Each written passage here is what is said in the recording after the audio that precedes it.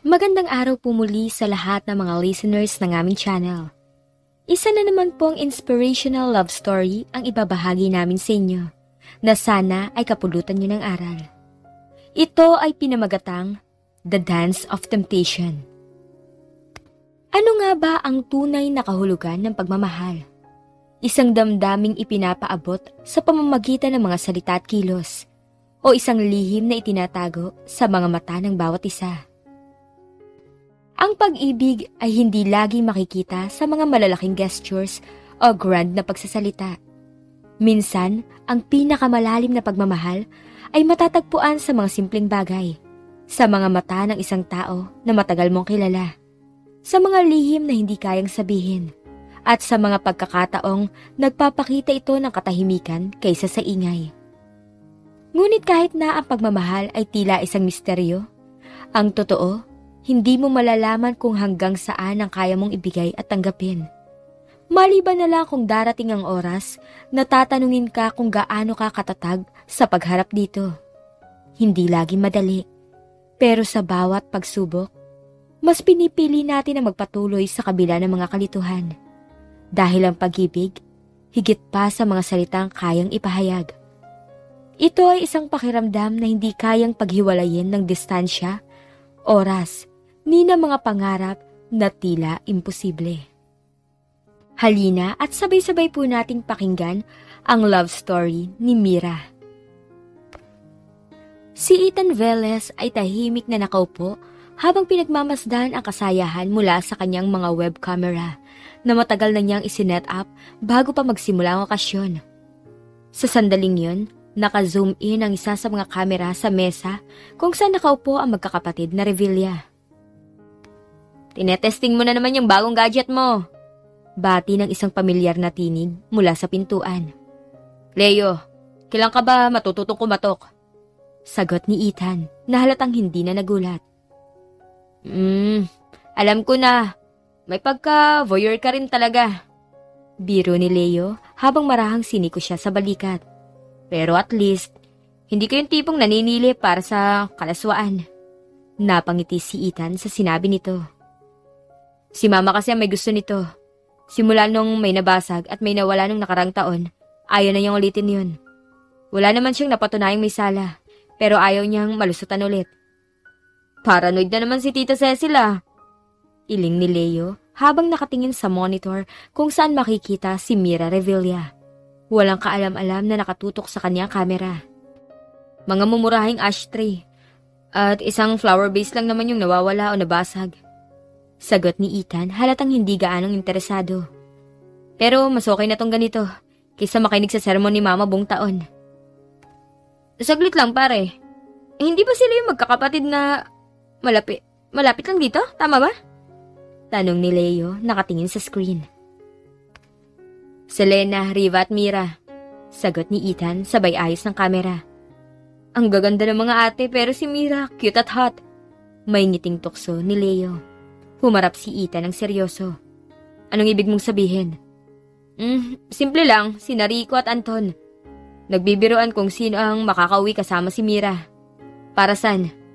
"Wala lang, sabi nila si Mira madaling mahatak, madaling makis pero wala sa loob." Tahimik na bumaling si Ethan sa monitor. Tinitigan si Mira. "Boring na usapan," sabi niya sa malamig na tinig. Habang nakatutok sa mga kamera, sinubukan ni Leo na pukawin ang interes ni Ethan Velez tungkol kay Mira Revilla, ang bunso sa magkakapatid na si Lynn, Riva at Mira. Tinukso ni Leo si Ethan kung bakit hindi siya sumali sa pustahan ni Rico at Anton, kung sino ang makaka-score kay Mira ngayong gabi. Walang gana si Ethan sa usapan at tinanggihan ito. Sinabing hindi siya interesado sa ganitong laro. Ipinahayag ni Leo na kahit siya ay natutokso, pero may nobya na siya. Sabi pa niya, kung si Mira mismo ang lalapit, baka hindi niya mapigilan ang sarili. Sinabi naman ni Ethan na matagal na niyang kilala si Mira at ang mga kapatid nito. Mula sa pagkabata, kaya wala siyang balak makisali sa pustahan. Pagkatapos patayin ang kanyang web camera at computer, lumabas siya ng silid upang magpahangin. Samantala, sa dance floor, inirapan ni Mira ang kanyang kasayaw na si Drew at umalis. Reklamo niya, masyadong mainit. Habang nagsasali ng inumin sa buffet table, tinanong siya ni Drew kung hindi ba siya nag-enjoy. Tugon ni Mira, "Enjoyment is relative." Habang tinatanaw ang mga nagsasayaw. Inis si Mira Revilla sa tawag na Midge. Dahil pakiramdam niya parang insekto ang bansag. Hindi na rin niya ma-enjoy ang party, lalo pat makulit ang kasayaw niyang si Drew, na sumubok lumapit ng masyado at nagbiro na may halong mali siya. Galit siyang lumayo at tinawag itong creep. Simula pa lang ng party sa bahay ng mga imperial. Iisang tao lang ang nais niyang makita, si Ethan Velez. Kahit hindi ito mahilig sa mga kasayahan, umaasa siyang dadalo ito dahil kaarawan ng abuelo nito. Malapit na ang pamilya nila at literal din na magkapit-bahay sa Ponderosa Hills at Dian, Makati. Habang pinagmamasdan niya sina Selena at Riva na masayang nagsasayaw, nanatili siyang mag-isa sa dulo ng mesa. Marami ang nagyayayang sumayaw sa kanya, ngunit wala na siyang gana. Lalo na nang may lalaking naupo sa tabi niya at naging mapilit, dahilan para iwan niya agad ito. Nang maaga pa, napansin na niya ang pangungulit ng magpipinsan. Akala yata ng mga ungas malalamangan nila ako. Isip niya na naalala na noong nakarang taon ay sinapak niya ang isa sa magpipinsan dahil ipinagsabi nito di umano na naikama raw siya nito. Kung iniisip nilang sasama na lang ako kahit kanino, hindi kahit na sinong hanap ko. Kung minsan naiisip niyang tigilan na ang pakikipagkaibigan sa mga lalaki dahil nami-misinterpret na mga ito ang kaniyang pagiging malapit. Sa pagiging malapit sa mga lalaki, hindi na niya aalalahanin pa na maging kompetisyon ang kaniyang mga kapatid dahil ibang-iba ang mga ito sa kanyang ugali. Nagtungo siya sa bandang kanan ng matang tubig at nilanghap ang malinis na hangin, saka tinanaw ang mga ilaw dagitab sa buong kamay nilaan.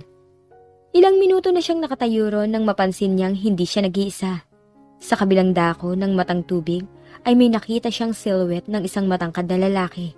At kahit pa madilim doon, ay alam niya kung sino yon. Si Ethan. Bakit ba sa lahat sa kanila, ang pinakagwapo pa ang siyang pinakamalamig? Sabi niya sa sarili. Nakita niyang lumakad na ito pabalik sa loob ng bahay at lalo siyang pinanghinaan ng loob dahil tinapunan lang siya nito ng tingin. That was a very enjoyable meal, sabi ni Alex. Nagustuhan mo bang steak? Yes. Tastes like rubber. Hindi ganito kung gumawa ng steak ang daddy. Pumayag siyang makipag-date sa kanyang kapitbahay na matagal nang nagpapalipad hangin sa kanya. Hindi siya pumili ng restaurant para sa date na yon at alangan namang i-date siya sa mismo nilang restaurant. Alam mo, nanguna kitang makita nung kalilipat pa lamang namin sa ating neighborhood. Naging interesado na ako sa iyo. Really? Lahat naman interesado sa akin eh. It's so hard being me. Oo, lalo na nung minsan na magsuot ka ng Scottish kilt. Napalaginipan pa nga kita that night. Ay, ano kayang klaseng panaginip yun?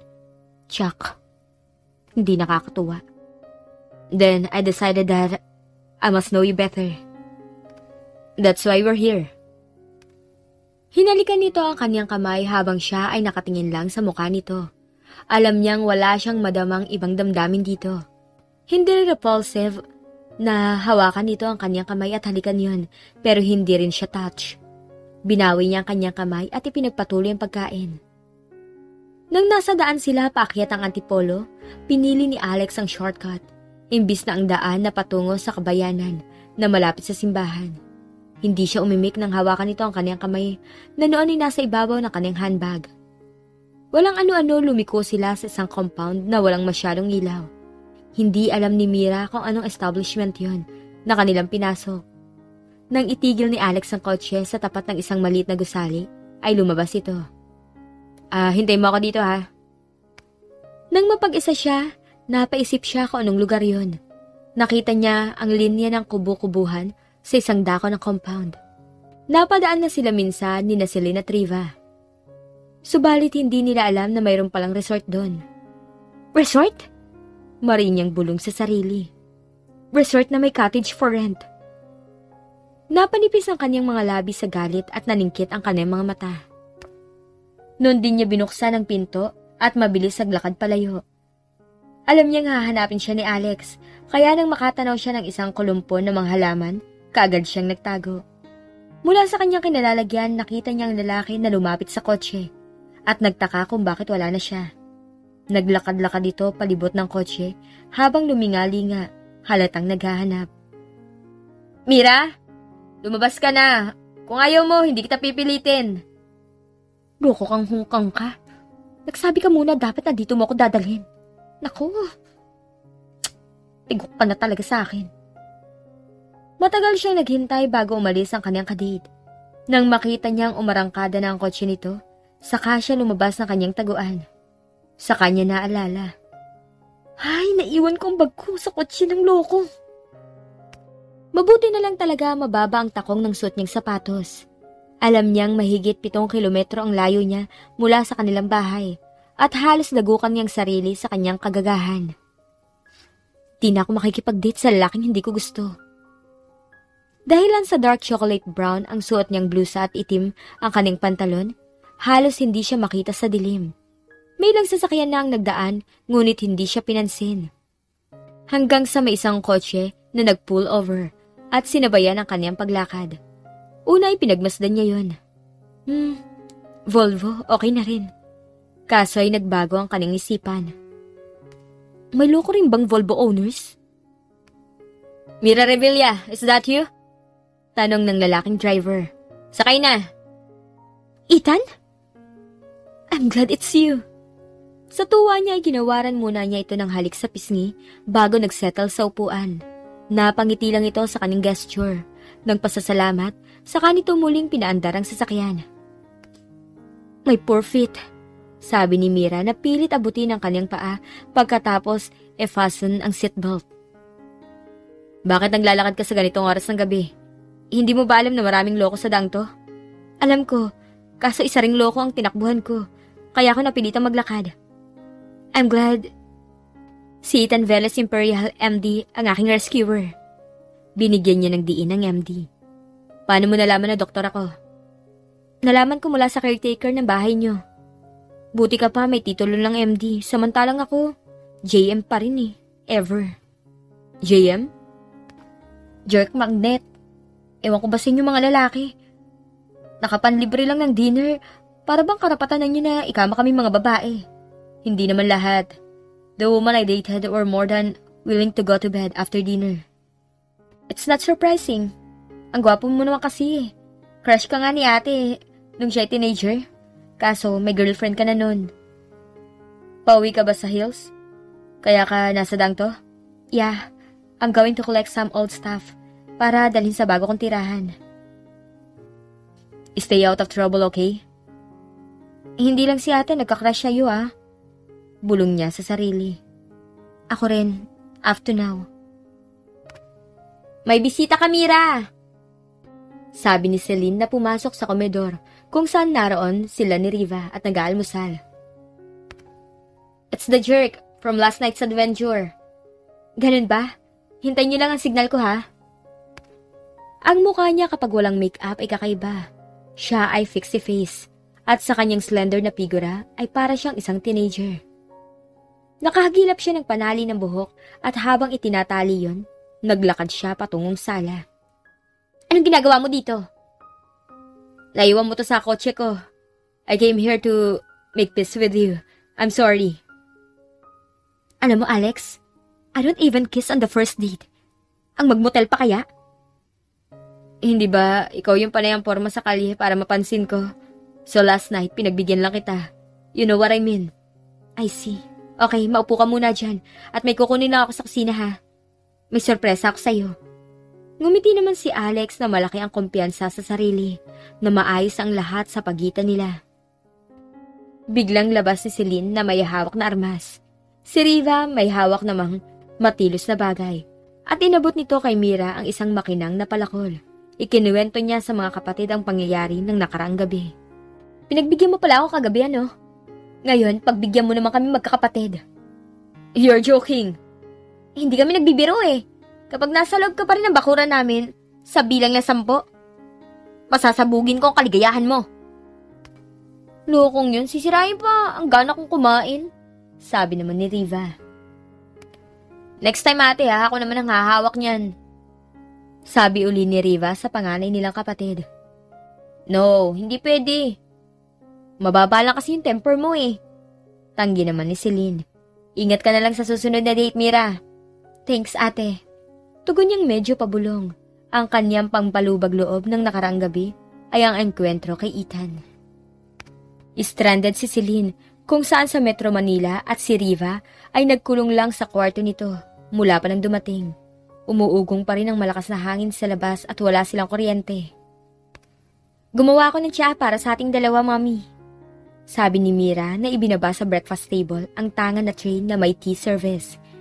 Hindi ko tinangka na gumawa ng elaborate breakfast at baka biglang lumabas sa kanyang lungga si Kondesang Bruja. Tiyak napipintasan na naman ang effort ko. Ayos na tong nilagang itlog, Mira. Nakangiting tugon ni Clarice Revilla. Alam mo naman na kahit anong iluto mo'y gusto ko. Thanks, Mom. I'm glad I have you as my ally. Successful bang 5-minute egg ko? Tutugon na sana ito nang maulinigan nila si Riva mula sa pintuan ng kusina. Tiyak na hindi. Malamig nitong sabi na nagtungo sa paborito nitong lugar. What makes you so sure? Pustahan. Successful ang aking 5-minute egg. Magkano pusta mo? Huwag mo munang babasagin yung itlog ha, Mami. I want to hear how much she is willing to bet. Ako na ang bahala kung magkano itataya mo, Mira. Masuyong saad ni Mrs. Revilla sa bunso. Wala si Daddy ngayon, so sorry ka na lang, Riva. Tudyo niya sa kapatid. Wala kang kakampi. Mami? Anong saysay na makipagpustahan kay Mira kung palagi mo siyang i-bail out? So what? Hindi naman sa lahat ng panahon ay hot kissin ang drama natin sa bahay na to, no? You're a hopeless crybaby. This is not 5-minute egg. Hindi nga to 7. This is a 10-minute egg. Bakit hindi mo gamitin ang egg timer? Oo nga naman, Mira. I will be very glad kapag nagawa mong perfect ang paborito kong 5-minute egg without using the egg timer. I'll try, Mommy. Ayokong gamitin ang timer kasi po, I want to have that built-in clock na nakakalculate ng oras sa sarili niya. The way you and Daddy estimate the weight or volume of an ingredient.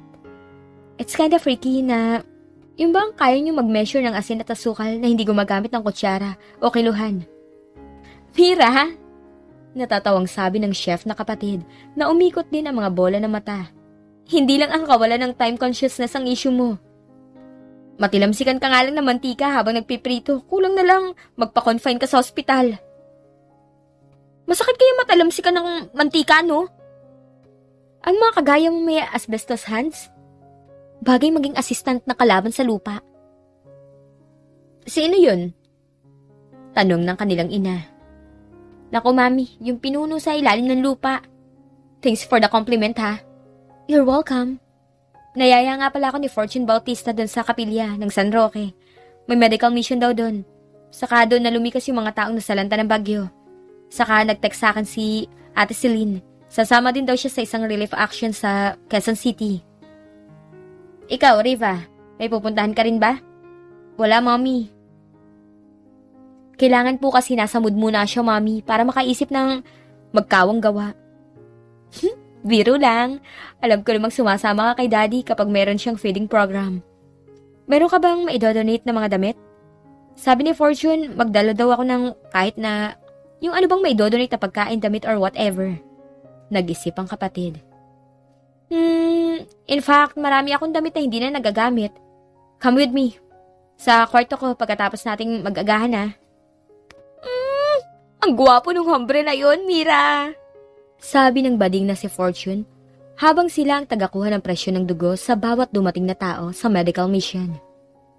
Pati ba naman sa mga relief at medical mission na ganito, fafa pa rin ang hanap mo? Tudyo ni Mira. Nagkakawang gawa tayo, hindi fafa hunting. All work and no play makes a gay person not okay, okay?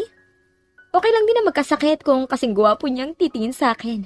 At syempre, ang prescription na gamot ay tender loving care. Tigilan mo nga yung kahalayan mo. Saway niya na napatingin din sa lalaking tinutukoy na kaibigan at siya ay napangiti na kinawayan nito. Kilala mo siya? He's an old neighbor. Kumusta nga pala yung date mo nung nakaraan? Don't tell me, palpak na naman ano. Sinabi mo pa. Nako, serbisyo na muna ulit tayo. Sinanyasan niya ang susunod na tao sa pila na maupo sa harapan niya. Isang lalaking medyo may edad ang noon ay kinukuhanan niya ng blood pressure. Ang gamit nila hindi electronic, kaya lang hindi siya makasiguro sa blood pressure nito, inulit niya ang pagkuha ng BP. Wait lang po hindi ko po malaman kung tama yung kuha ko ng BP niyo, sir. Ano po bang nararamdaman niyo? Nahihilo at masakit ang batok pero kahapon pa ganito ang pakiramdam ko. Mabuti po't nakarating kayo dito. Ang mabuti pa po, isingit ko na kayo sa doktor dahil napakataas po ng presyon niyo. Nang makalapit siya sa nakahilerang mesa ng mga doktor, nagpalingali-nga siya kung sino sa mga ito ang noon ay kasalukuyang bakante. Nang mapadako ang kaniyang paningin kay Ethan, nakita niyang sinanyasan siya nito para lumapit. Narinig niya ang pagtikim ni Fortune. Bruha, inggit ka lang. It seems emergency ang case na ito? Tanong ni Ethan. Hindi ko sigurado kung tama ang pagkakakuha ko ng BP niya, Doc. Magalang niyang tugon. Pero siya lang ang hindi ko na-determine na normal ang presyon. Okay. Tangon nito na pinagmasdan ng pasyente. Walang kibo na umalis siya sa harapan nito. Subalit sa buong panahon ng medical mission, nais niyang lapitan ito at kausapin man lamang. Namimiss ko siya. Lumagi sila roon ni Fortune sa medical mission hanggang sa yun ay magsara ng mga bandang 5:00. Nauna nang umalis ang kaibigan niya kaya mag-isa na lang siya. Nagulat siya nang lalakad na patungo sa paradahan ng tricycle at sinabayan siya ni Ethan. Hello, Mira! Mira Revilla! Bati nito sa kanya. JM! Hello again, Doc! Tugon niyang naasiwa sa sinabi nito na hindi napigil ang sarili na pagmasdan ang gwapo nitong muka. Mabuti tinilapit mo agad ang pasyenteng yun kanina. He was actually on the verge of stroke. Really? Ipinahatid ko kagad siya sa pinakamalapit na hospital. Sa dami ng mga pasyente kanina, walang tsansa ang lalaking yun na makasingit sa pila. You practically saved that person's life by giving immediate attention to him. Wala yun, Doc. Ginawa ko lang nararapat. Halika na, idadaan na kita sa inyo. Oh no, gusto ko munang dumaan sa isa kong kaibigan, sa Yan Street, dito sa susunod na subdivision. Kukumustahin ko kung okay sila. Okay, huwag ka masyadong magpagabi Sure. There goes Prince Charming. Prince Charming na panay na lamang ang paalala na stay out of trouble.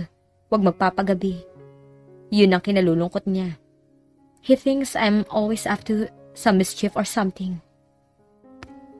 Mami, wala ba kayong balak ni Dad na lumipat sa bahay, dun sa bahay natin sa Dian? Hindi namin naisip ang bagay na yan, Iha. Saka ayaw ng daddy mong tumira sa malapit kay Mrs. Glorioso. Yung babaeng weirdo? Lola Maribel didn't want to do anything with her either. Yes, nawiwirduhan noon si Tia Maribel.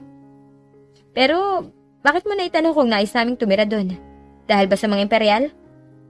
Wala. Hindi naman ho. Little sister ang turing niya sa inyong magkakapatid. Mira, I was also hoping na isa sa inyong magkakapatid ang makatuluyan niya. Pero sa palagay ko, mabibigo ata ako. Lalo na ako. Good night, Mami. Paalam na lang niya. Nagbasa na lamang siya ng libro. A soulmate is someone we feel safe enough to open our truest selves. We can be loved for who we are, no matter what else goes wrong around us. With that one person, we're safe in our own paradise. Our soulmate is the one who makes life come to life. Sa kanya naisip si Ita na nais niyang paniwalaan na kanyang soulmate, pero hindi nito alam. He thinks I'm just a tiresome girl. Bakit pa sa lahat naman ng mga lalaki, siya lang ang hindi tumingin sa akin na walang kainte-interes? Sa kanya binanggit ang isa pang quotation. If you love someone, set them free. If they come back, they're yours. If they don't, they never were. Napahugot siya ng malalim na hininga. Ang lalim mo ngayon, Mira. All because of a person who is out there somewhere. Kinabukasan nang dumating si Celine, saka lamang nagkaroon ng palitan ng salita sa kanila at iyakan. Si Mira na ang napilitang magsabi tungkol sa trahedyang sinapit ng kanilang ama sa North Luzon Expressway. He had a heart attack, ate. Habang nagmamaneho. Nawala ng kontrol ang kotse niya at bumangga pa to sa ilang sasakyan na napakabilis din ng takbo. Mahina niyang balita sa kapatid na noon ay tulalang napaupo sa isang isahang sofa. At nakita niya ang pagkislap ng luha nito na tuluyang nalaglag sa pisngi. Nilapitan niya ito't niyakap. Si Riva nakatingin lamang. Pero alam niyang ito ang may pinakamabigat na nadarama dahil ito ang pinakamalapit sa kanilang ama. Nang gabing yun, akmang kakatok siya sa pinto ng silid ng kanilang ina. Natigilan siya. Balak niya sanang makisali sa pagiyak nito, subalit nang marinig niya ang paghagulhol nito sa kabilang bahagi ng pinto, minabuti na lamang niyang sarilini ng pighati. Nag-isip siya kung saan tutungo upang ilabas ang pagdadalamhati. Ang alam niya bakante na ang buong bahay dahil nag-migrate na sa Amerika ang lahat ng miyembro ng pamilyang yun, maliban lamang kay Ethan, na mas nais na i-practice ang pagiging doktor sa Pilipinas. Kakainis. Bulong niya sa sarili dahil malamig ang hangin at hindi man lamang niya naisip na magdala ng balabal. Naupo siya sa isang malaking bato sa sulok kung saan hindi masyadong mahangin at hinapit niya ang kanyang mga tuhod sa kanyang dibdib. Saka siya tahimik na umiyak. Hindi niya alam kung gaano na siya katagal doon at hindi rin kaagad narehistro sa kanyang utak na totoong nandun si Ethan. Naramdaman na lamang niya ang mga braso nitong niyakap siya. Ethan, wala na ang daddy namin. Mahina niyang balita na isinubsob ang mukha sa dibdib nito. Alam ko. Nabalita ng caretaker namin at sinabi sa akin kanina. Mahinang tugon nito na niyakap siya lalo. Sinapo ang isang kamay sa likod ng kanyang ulo. Okupado na ni Riva ang paboritong spot niya sa garden. May apologetic na tono na sabi niya. Kaya ako nagpunta dito. Shh, it's okay. Alo nitong naramdamang nabasa ang suot nitong polo dahil sa iyak ng dalaga. Hinimas ito ang kanyang buhok kaya naengganyo siya na tingalain ang mukha nito sa dilim. Hindi alam ni Ethan kung paano ba kalamayin ang kalooban ng isang namatayan ng mahal sa buhay. Kahit payakap-yakap siya nito, wala itong intensyon na halikan siya. Subalit ang pakiramdam na iba, ang Mira na yon na yakap nito ang nakakaistorbo. Ang pagkakakilala nito sa babae, isang batang paslit. Hindi bata ang yakap nito sa mga sandaling yon dahil ang isang bata ay walang malambot na dibdib na nakakasaling ng imahinasyon. Nang makitang magkalapit ang kanilang mga muka, hindi nito naiwasang magdampi ang kanilang mga labi. May sasabihin sanang binata kahit pa magkadikit ang kanilang mga labi. At ganon din si Mira. Imbis na tumigil sila, lalong naging mainit ang sandali dahil sabay na bumuka ang kanilang mga labi. Nauwi ang mga salita sa paghahalo ng kanilang mga hininga. Imbis na sila ay kumawala, lalo silang nagpakalapit habang ang kanilang mga labi tila may sariling isipan na nagpatuloy. Nang maghiwalay ang kanilang mga labi, ay itutuloy sana ni Ethan ang pagpapaumanhin. Hindi nito nais sa samantalahin ang pagkakataon na siya ay nagdadalamhati. Pero idinampi ni Mira ang hintuturo sa mga labi ng lalaki. Don't. Sige na, uwi na ako. Hanggang tainga ang ngiti ni Mira nang marinig ang kapatid na bumalik sa loob ng bahay. Pababa na siya noon ng hagdanan. Lumipat na ang magkakapatid sa kanilang bahay sa Dian, Makati na dati ay pinapaupahan nila. Hindi na nila nirenew ang contract ng tenant na dating tumira ron. Sa pagkawala ng kanilang ama, nalaman nila ang malaking pagkakautang nito, maging ang isang lihim dahil sa isang note na isinulat nito habang nag-aagaw buhay. Dahil sa maraming utang ng kanilang ama na dapat bayaran, hindi na nila kakayanin pang tumira sa bahay nila sa Hills sa Antipolo kung sila ay kakayod sa metropolitan area. Napilitan silang ipagbenta yon. Pero sa ngayon, wala pang prospective buyer. At para ipagpatuloy ang legacy ng kanilang ama, nagbukas sila ng isang fine dining restaurant. Malapit yon sa Power Plant Mall. Mira! What is Shadrach doing outside? Sigaw ni Celine mula sa paanan ng hagdanan. Napansin niyang nalalaki ang mga mata nito na hindi na itago ang pagkasurpresa sa mukha na halos mamula na ito. Well, he volunteered to drive us to the wild boar farm. A At kailan naman siya nag-volunteer? Tanong pa nito. Oh, nakalimutan kong sabihin sa'yo kagabi. Alam mo na, masyado akong stress sa mga demands ni Rive kaya nakalimutan ko. Hi, Shad! Kumakaway siya sa binata. Ang gwapo talaga niya.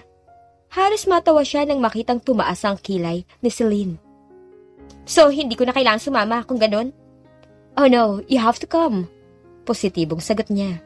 Sa tingin ko, ikaw ang dahilan kung bakit siya nag-volunteer na i-drive tayo. Those old jeans are not the best jeans to wear when a good-looking guy is around. What's wrong with my jeans? Tanong nito na napatingin sa kasuotan. Trust me, ate. You look as if you don't care about your looks anymore. Mira, he's engaged to be married. So? Wala ka namang balak pormahan siya, di ba? Tugon niyang napangiti ng tuluyan nang lumakad patungo sa sasakyang naghihintay. He's just going to drive us to the farm. Borderline insane, Mira. This is borderline insane. I like borderline whatever. Ayaw mo nun? Magpe-fiesta ang iyong mga mata sa isang napakagandang lalaki. Mira, I'm warning you. Sabi ni Celine sa pagitan ng mga ngipin. I'm not interested. Whatever. Tumalikod na siya patungo sa naghihintay na sasakyan habang si Celine nanatiling nakatayo sa entrada. Noon naman ay bumaba ng sasakyan si Shad. Oh, bakit siya bumalik sa bahay? Tanong nito. Magpapalit ng damit. Niloko kong hindi maganda kanyang suot. Kumagat naman. She looks okay naman kahit na anong suot niya. Si ate Celine pa. She is someone na kahit sa akong isuot, she'll manage to look maganda pa rin. Kung titingnan silang dalawa mula sa di kalayuan, napaka-sweet nila. Siya ay nakakiling ang ulo sa kanan habang nakatingin ng diretsyo sa mukha ni Shad. Ang huli naman ay nakatingin din pababa sa kanya. Binuksan nito ang pinto ng passenger seat sa harapan upang ipakita ang bagong installed na GPS sa kotse nito at inalalayan pa siya paakyat sa SUV. Lingid sa kanya ay may isang pares ang mata na nakatingin mula sa bintana ng bahay sa kabilang bakuran. Ilang sandaling nag-contemplate ang may-ari ng mga mata. Siya namang labas ni Celine na noon ay nakabihis na ng isang A-line na palda na kulay chocolate at puting blouse na yari sa linen. Ang ganda ng ate ko, no? Sabi ni Mira na sinulya pa ng binata. Yes, definitely. Hay! Talo na naman ako. Nanlulumong sabi ni Mira nang umuso at lumupaypay ang mga balikat. Ang kaniyang kalaro na si Mrs. Glorioso ay natawa sa kanyang itsura. Practice lang, iha! Masuyong saad nito na kinuha ang termos sa ilalim ng mesang pinaglalaroan nila ng Scrabble at saka nagbuhos ng kape sa tasa nito. Minalas ako sa mga nabunot kong tiles, tita eh. Sumenya siya, nais din niya ng refill ng kape, kaya iniabot nitong termos. Nakilala mo na ba ang bago nating kapitbahay? Tanong ni Mrs. Glorioso. Hindi pa, masyado akong busy sa aking career. Ano bang career meron ng mga babae ngayon? Hindi ako naiinggit sa mga babaeng may tinatawag na career. Dahil mas nais kong ako may-ari ng sarili kong oras. Kikilos ako kung kailan ko lang gusto. Kasi naman afford mo ang magpakatamad. Sa bagay, inispoil ako ng mahal ko sa buhay. May panahon din noon na naiinggit ako sa mga babaeng kumikita ng sarili nilang pera at hindi umaasa sa suporta ng lalaki nila sa buhay. May mga tao talaga na ipinanganak para maging socialite. Pero mabalik tayo sa bago nating kapitbahay. Ang lagay ba, minakabili na sa bahay ng mga imperial? Hindi. Namana ng isang apo ng dating may-ari. Apo ng dating may-ari, you said? Sino kaya sa mga apo?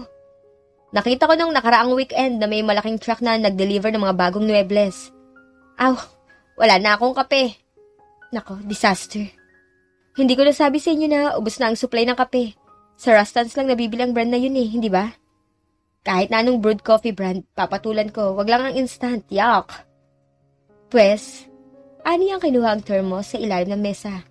Kailangan natin bigyan ng solusyon ng problema natin. Dahil alam kong hindi maganda ang mood mo sa umaga kapag walang kape. And dahil natalo ako sa Scrabble, ano ang parusa ko ngayon? Napaisip ito. Ano nga ba magandang parusa para sa'yo? Yung may kinalaman sa kape, okay? Baka pahulihin mo na naman ako ng palakas sa likod ng bahay. Let me see. Ang problema ko ay kape. Okay, Pumunta ka sa bagong kapitbahay at manghingi ng kape. Bakit naman dun pa? Meron namang kape sa amin eh. Pwede bang yun na lang kunin ko? Aha, hindi pwede. Hindi exciting kung sa inyo ka kukuha ng kape. And besides, it's a good chance to get introduced to the new neighbor. Kung sa bagay. Napilitan siyang sundin ito dahil kung minsan, may mga utos din siyang napaka-outrageous. Subalit ang babae natutuwa sa kanyang company kaya sumusunod ito kahit pa ang utos niya ay iladlad nito sa labas ng bintana ng kotse ang bra nito habang siya ang driver ng kotse nitong Morris Mini. Well, hingi lang naman ako ng kape. Bulong ni Mira sa sarili na pinindot ang doorbell sa tabi ng pulang tarangkahan ng kapitbahay. Napatingin siya sa kanyang relo at nakitang 10:30 na pala ng gabi. Nakakahiya na mambulabog ng kapitbahay sa ganong oras. Ano po yun?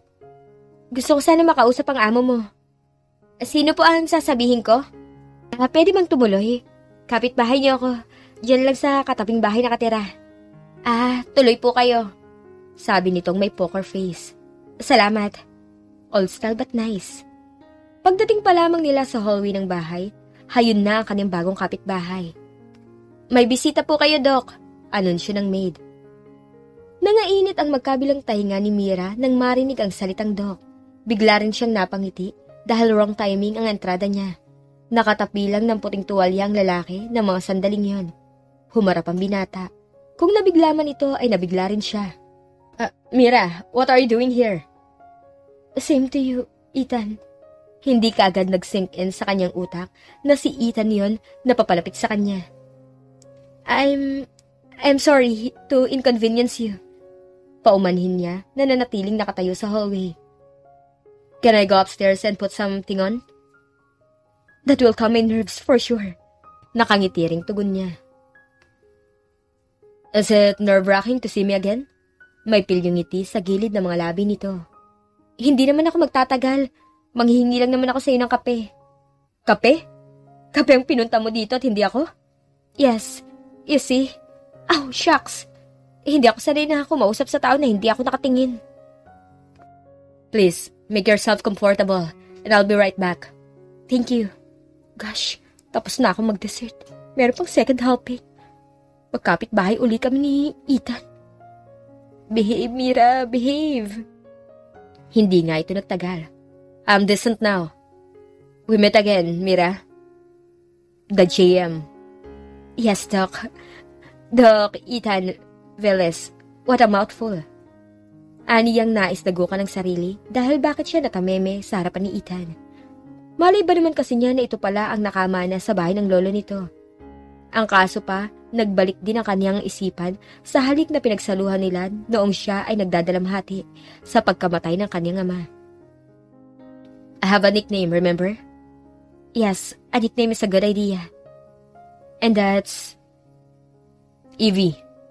Sabi nitong sinenyasan siya patungo sa kusina. You were asking for coffee, you said? Yes. You see, natalo ako sa Scrabble at naging parusa ko manghingi ng kape sa kapitbahay. Sa'yo. That's why you're here. Yeah, that is why I'm here. Halika, meron akong ilang brands dito. Lumapit si Mira at tiningala ang mga pakete ng kape. Ilang sandali siyang nag-isip kung ano ang nais niyang piliin.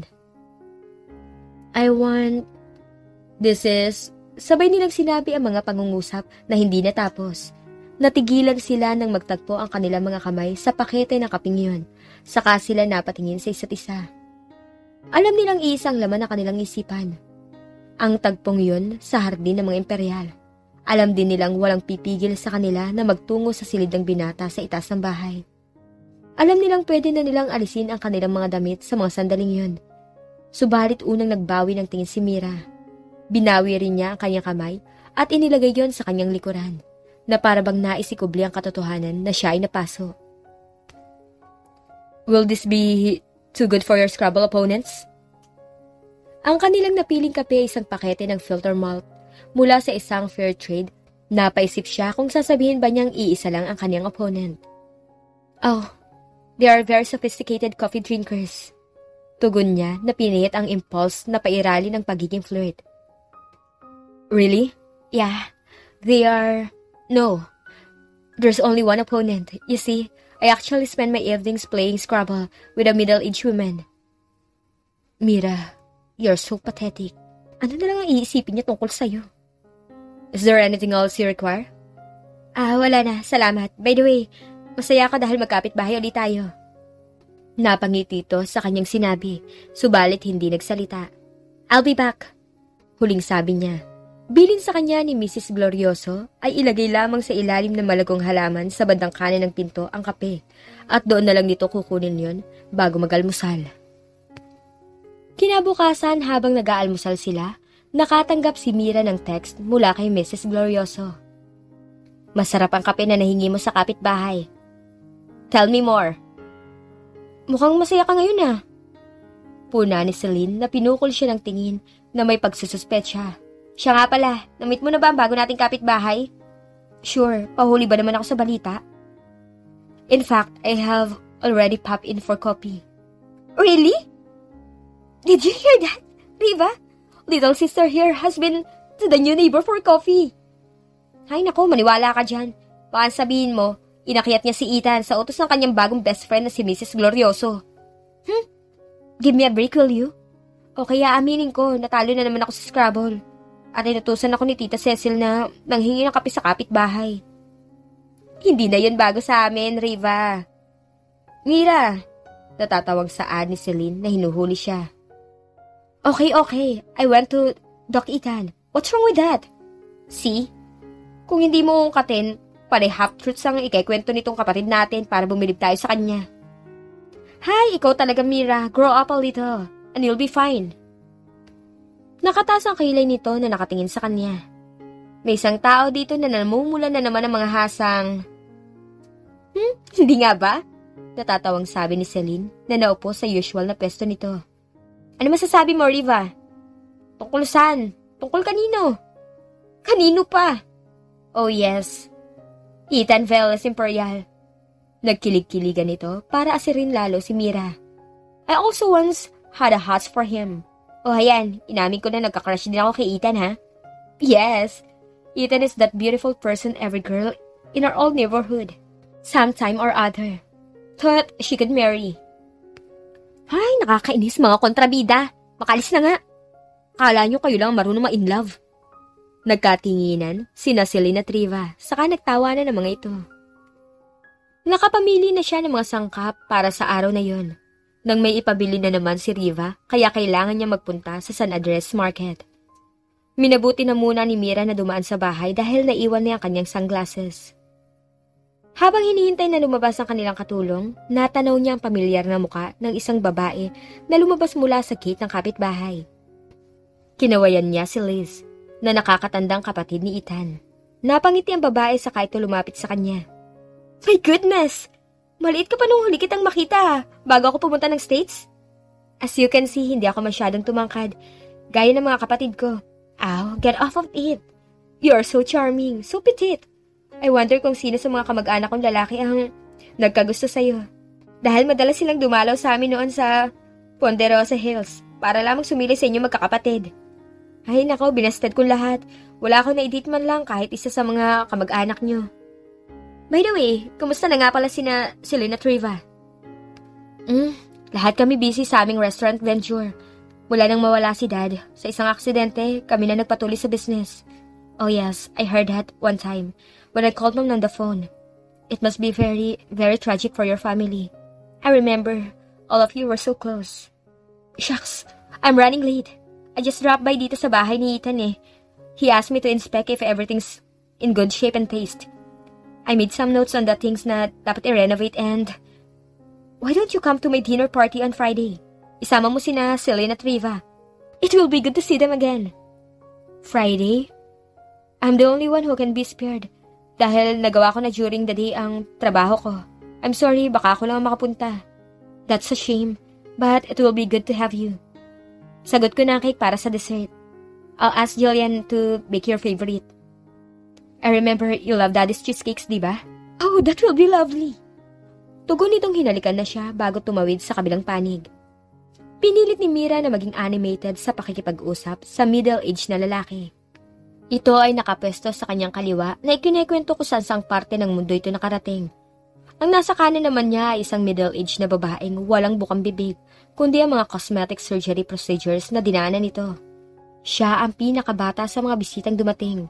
Kung hindi siya pukulin ng tanong ni Liz tungkol sa pagkain, wala siya masyadong nasabi sa kahabaan ng dinner party na yon. Sila ay nasa isang condominium sa Ayala Avenue, kung saan may inupahang unit si Liz sa loob ng panahon ng pagbabakasyon nito. Nang iparada niya sa sasakyan sa basement ng condominium tower, ay kabado na siya dahil sa pantahang baka magkita sila ni Ethan. Kaya naman pinili niyang mabuti ang kanyang susuotin. Kinonsulta niya si Mrs. Glorioso na naintriga kung bakit nais niya ang opinyon nito sa pananamit. Kahit colorful ang kanyang nakatatandang kaibigan, ay ipinayo nitong isuot niya ang eleganteng little black dress para raw walang mintis.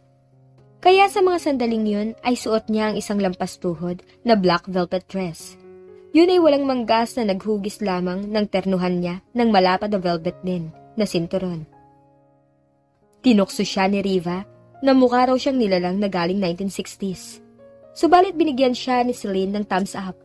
Ang kanyang shoulder length na buhok, madali ring ayusin.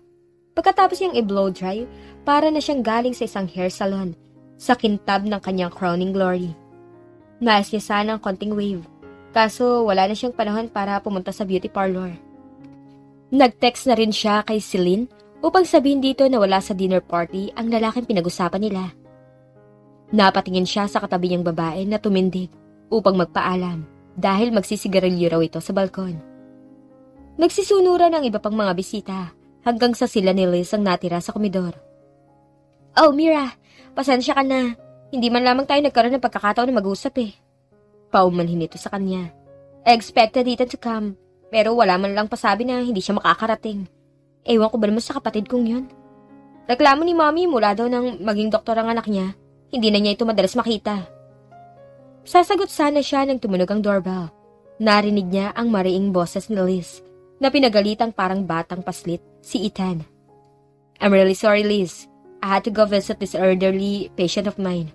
She's a friend of Lolo and..." Yan na nga ba sinasabi ni Mami noon pa eh. Hindi na nakapagtataka kung ikaw ang doktor sa pamilya natin na hindi yayaman sa profesyon. Dahil mas marami kang guguguling oras sa charity. Natawa na lamang ito na sinundan ng kapatid patungo sa komedor. My brother were brought with him a bottle of... Anunsyo nitong binasang label ng bote ng alak. Pero hindi nito mabasa dahil hindi nito suot ang mga reading glasses. "It's a Californian Muscat." "Hello, Mira." Binigyan niya ito ng kalahating ngiti. "Wala nang kasunod yun, I hope." Aniyang napatingin dito at halos malunok niya ang kanyang puso dahil inakupan nito ang upuan sa kanyang kanan. "Ano pa ba naman ang susunod pa doon? You mean that I'll mention JM? She looks so mature this evening, ah." "Yun na nga." "You can talk to me. I won't mind. Your father's recipe?" "Ano nga ba masasabi ko sa'yo?" "Anything." Okay. Here goes. Why do you disapprove of me?" "Anong klaseng tanong yan? You always look at me with some sort of coldness or disapproval in your eyes. Ang mga salita mo, lalo na mga parting words mo noon pa, para bang I was up to some mischief or something." "Bakit? Masama ba ang paalalahanan ka?" "I always had that feeling na censure from you eh. Dang, hindi ko dapat sinabi mga bagay na yan. Maybe he's look at me like I am the silliest insect he'd ever come across." Ang isa pang ipinagregret niya ay baka unfounded lamang ang kanyang akusasyon. Subalit nang mag-angat siya ng mukha upang tumingin dito ay napangiti ito. "Alam mo, I'll not dignify your question. But we can discuss it some other time." "Some other time?" "Yes, like tomorrow. I'm inviting you to dine with me, and I promise I won't be late because I'll be cooking the food. Nothing fancy, okay? Just good old home-cooked meal." Nagulat siya. Wala siyang nagawa kundi tingnan ang nasa tasa ng kape. Si Ethan naman ay naghihintay ng kanyang sagot. Sa katahimikang umiral ay sabay nilang naisip na lagyan ng creamer ang kanilang kape. Purong aksidente namang nagkasabay sila sa pag-abot ng creamer. Nagdikit ang kamay nila. Hating gabi na nang magsimulang mag-uwian ng mga bisita ni Liz. Mula na magkadikit ang kanilang kamay ni Ethan, naroon ang tila nagkabuhol-buhol na lubid sa loob ng puso ni Mira. Ang tensyon lalong tumindi nang magpaalam siya kay Liz dahil nag-volunteer ang binata na ihatid siya sa basement parking. Pumayag naman siya. Sabay silang naglakad sa pasilyo ng ika-25 palapag ng condominium. Una, halos isang dipa ang layo nila. Subalit naging acute ang kanyang pakiramdam nang mapansin na napapalapit sila sa isa't isa. Pagkapindot ni Ethan ng down button ng elevator, bumukas kaagad ang double doors. Tahimik lang sila na pansumandaling hinintay na sumara ang 2 pinto. Hindi nila alam kung sino ang nauna.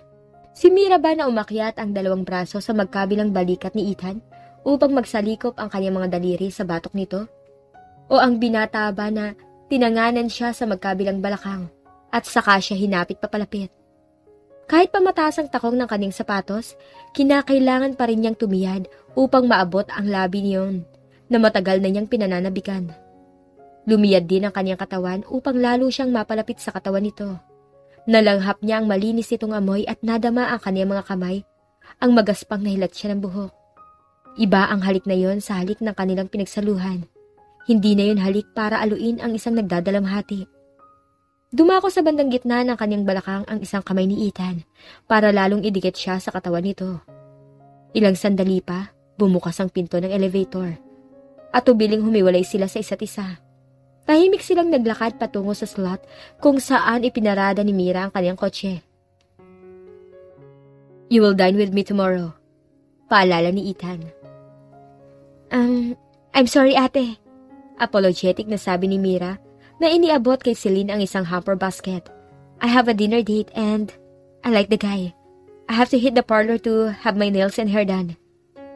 "Ano to, pampalubag loob?" "Gumawa ako ng sandwich para sa inyo ni, alam mo na, para makapag-snack naman kayo together," sabi niyang may tonong nang uulok. "Sabihin mo sa kanyang tatawag ako para alamin kung nagustuhan niya ha." "Desperada ka talaga." Napilitan nga si Celine na i-tripping sa kanilang bahay sa hills si Shad, habang si Mira naman halos magka-hyperventilate sa paghahanap ng maisusuot na damit. Sa ginugol niyang pagsusukat ng damit, halos mataranta siya nang makita ang oras, kaya tumawag na lamang siya sa isang beauty parlor at nagpa-home service. Saka siya nagsisi kung bakit pa home service ang napili niya, dahil inusisa siya nina Julian at Riva, na noon ay nasa kusina. Si Julian ay anak sa labas sa kanilang ama. Ang inakala nilang inaanak nito ay half-sister pala nila.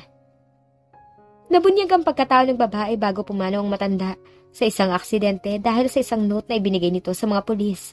Nakasaad doon, "Julian is my daughter." "Pwede bang dalhin ko yung cake na yan sa dinner date?" "What do you think?" tanong ni Julian kay Riva kung payag ito. "Sino muna ang kadate mo ngayon? Hindi mo ba kami sasama? Total na i-arrange mong i-tripping ni Celine si Shad." Why don't you mind your own business? Think organic." Iwas niyang hindi masyadong binigyan ng malalim na tonong sinabi. Nais niyang i-deviate ang atensyon ng mga ito kay Galen Lopez, itong may-ari ng Wild Boar. Nagkakilala sina Riva at Galen, minsang nag-cater ang babae sa bahay ng huli. Subalit hindi madaling malansi ang food shop na kapatid. "And you made that hideously tasting sandwich para kainin ni Celine at Chad sa picnic? How weak!" Nagngingit-ngit siya, kaya ibinulalas na rin niya ang information kung sino ang kanyang kadate. "Alright, diyan lang ako sa kabila pupunta mamayang 6:00. Sabi niyang hopeful na maniwala ang mga ito, na kay Mrs. Glorioso lang siya pupunta. "Which house? The one on the left or the one on the right?" Usisa ni Riva. "Kaliwa nga ba o kanan?" Ani ang clueless na bumaling sa kabilang direksyon. "Kung dito ako nakaharap, nasa kaliwa ko ang bahay ni tita." "No, Tita Celia's the one on the right. Ano nga ba?" Nais mo bang itanong kay mami kung kaninong bahay ang nasa kaliwa at kanan?" Tanong nito na nakataas ang isang kilay. "Che! Better leave mommy out of it!" Asik niya. Iiling-iling na niyayan ni Riva si Julian palabas ng kusina. "Come, Jules. Kung ayaw niyang aminin kay Ethan siya pupunta, hayaan na lang natin siya sa kanyang venture. For the meantime, banatan na natin itong mga Piedmont toys." Halos magdabog si Mira dahil naisahan siya ng mga kapatid. "Loser talaga ako." Sad tuloy niya sa beautician na natatawa habang siya ay pinagmamasdan. Okay lang yun ate, maganda ka naman at siyak magugustuhan ka ng hombreng yun, nakadate mo mamaya. Yun na nga ang isa ko pang problema eh. Hay, make or break ang dinner date na to. Ayaw ni Mira na masyadong fanfare at hindi rin niya binalak na mag-dramatic entrance kahit yun pa ang nais niyang gawin. Nang mga 5 minuto bago mag-alas 6, hayun na siya at tumitimbre sa tarangkahan na binuksan naman kaagad ang maid ng binata. Lahat ng kanyang nerve endings ay tila lumulukso sa antisipasyong makitang muli si Ethan. Sa kanyang pagbibihis ng maaga pa, ay ang halik sa elevator ang laman ng kanyang isip. Sa takbo ng kanyang pag-iisip at sa init na nadarama ng kanyang katawan. Shock siya na may idea na sumagi sa isipan niya. Is this the night that Ayaw niyang ituloy ang isiping yun dahil kung talagang gugustuhin ni Ethan, walang makakahadlang sa nais nito. Simple lang ang napili niyang isuot. Hindi na niya kailangang mag-dress to kill at lalong hindi na siya nag-dress to seduce.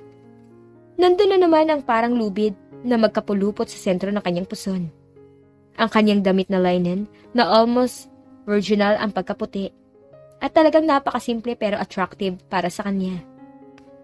Simple lang ang pagtanggap ni Ethan sa kanyang pagdating. Please come into the kitchen. Anong may tutulong ko, Doc? This should be in the ref. No problem. You can deck the table with the plates and cutleries. Tahimik nilang ginawa ang kanilang mga gawain. Si Mira naman hindi ang cousiness ng eksena na ang isang lalaki nagluluto ng hapunan ang napansin. Napansin niyang relax ang situation. Naisip niya mabuti ng ganun kaysa magkaroon siya ng expectation sa kung ano ang mangyayari. May kandila nga sa gitna ng mesa, ngunit walang intention si Ethan na gawing subdued ang ilaw mula sa kisame. Meron ding flower arrangement sa mesa, subalit ang kulay ng mga bulaklak ay neutral. Wala ni isang maliit na rosebud sa flower base. Ang pagkain ay hindi rin para magpa-impress dahil yan ay simpleng home cooking. Pagkain na hindi niya matatawag na romantic para sa isang intimate dinner. Para yung isang malinis na canvas. We're starting on a clean slate. Please, God, don't let me screw this. I heard your restaurant is getting rare reviews from critics. Riva is brilliant. Ganon din si Jillian na aming half-sister at siyang pastry chef. They are a dynamic pair. How about you? How's your cooking? Tumawa siya sa kaibinaba ang soup spoon sa bowl. I'm rubbish in the kitchen, but I'm good at logistics. I keep the peace in the kitchen by going to places where I could find the best quality ingredients. So you're the one who goes into the deep end? Ganun na nga. Ako humahabol sa mga kambing na ayaw magpahuli o kaya sa mga inahing manok na tumutuka kapag kinuha ko ang kanilang mga itlog. I got scared once when Riva said that she wanted to create a Pinoy version of the French ortolan by using the Maya bird. Palulusungin ba naman ako sa palayan para humuli ng ibon? So, hindi ka naman pala masyadong rubbish kung ganun. Sabi nitong ibinaba ang kutsara sa soup bowl. Nang matapos ito, sinanyasan na nito ang maid na alisin na ang mga mangkok at isinilbi naman ang isa pang katulong, ang meat course na chicken a la king. I'm rubbish. Don't look at me like that. We are different from what I expected. Inisip kita na hanggang sa aking pag-uwi kagabi, inisip ko sinabi mo that you disapprove of me?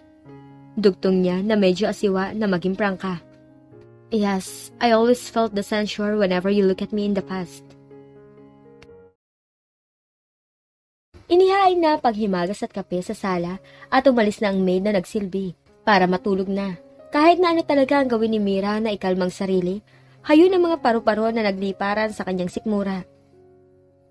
Kung nasa restaurant tayo, tiyak na nagliligpit na ang crew. At hindi naman natin sila papansinin dahil sigurado nagbigay na ako ng tip na huwag tayong pansinin. Ang dulo ng mga daliri nito ay dumapo sa kanyang batok. Akala niya hanggang doon na lang yun.